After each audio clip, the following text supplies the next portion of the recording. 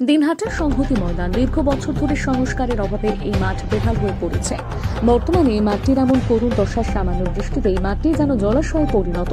আগামী 19 অক্টোবর থেকে এই মাঠে শুরু হতে চলেছে 8 দলীয় MLA প্রিমিয়াম ফুটবল লিগ। উত্তরবঙ্গের বিভিন্ন জেলা ছাড়াও কলকাতার বেশ কয়েকটি ফুটবল টিম এতে অংশ নেবে। অথচ মাঠের এই পরিস্থিতি, এদিকে বেহাল এই মাঠেই শুরু হয়েছে মহকুমা ফুটবল লিগ। কারণ খেলাধুলোর জন্য দিনহাটার একমাত্র মাঠ এই সংহতি ময়দান।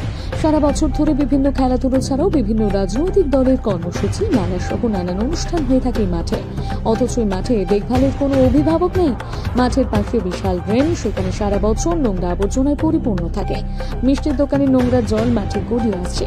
রাত হলে মাঠে চলে সমাজ বিরোধীদের আড্ডা, ব্যারিকেডের দেওয়াল ফাটিয়ে ঢুকে পড়ছে সমাজ বিরোধীদের দল। মাঠের এই দুরবস্থা সম্পর্কে কি বললেন দিনহাটা মহকুমা ক্রীড়া সংস্থার সম্পাদক সুদীপ্ত ঘোষ, শোনাবো।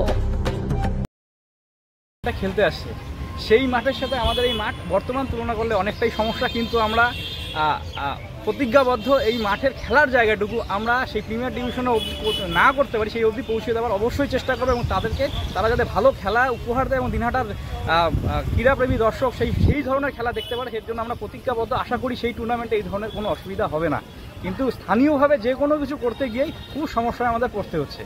কি স্কুল বলেন, কলেজ বলেন, কি কিন্ডারগার্টেন স্কুল বলেন, তারা এই মাঠে অংশগ্রহণ করতে কি দৈনিক যে প্র্যাকটিস, এমনকি ক্যারাটে প্র্যাকটিস দাঁড়িয়ে করতে গেলেও এখানে সমস্যায় পড়তে হচ্ছে।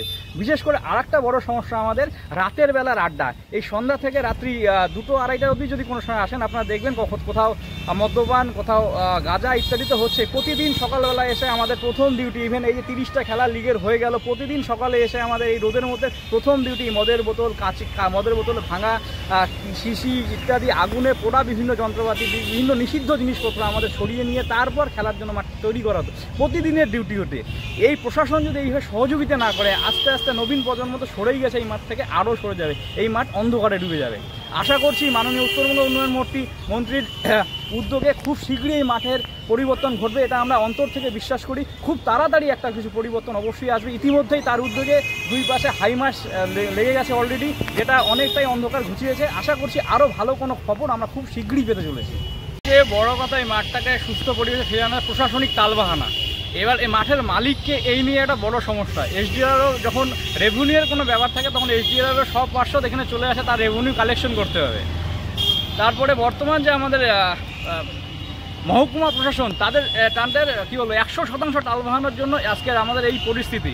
কিছুদিন আগেই আমরা মহকুমা ফুটবল লিগ শুরু করার আগে মাঠটা ঠিক করার জন্য একটা ডেপুটেশন নিয়ে আমরা গিয়েছিলাম এসডিওর কাছে। তার সরাসরি বক্তব্য, তিনি খালি রেভিনিউ কালেকশনের জন্য, আর বাদবাকি যা করা সেটা এসডিও থেকে করবে। বাট এসডিও বলে এটা এসডিআরও করবে। এবার এই যাতা করলে পরে আমরা বাধ্য হয়ে নিজেরাই উদ্যোগ নিয়ে নিজেরা মাঠটা মোটামুটি একটা খেলা, মোটামুটিও বলা যায় না, একটা খেলার উপযোগী, সামান্যতম উপযোগী করে আমরা লিগ শুরু করেছিলাম।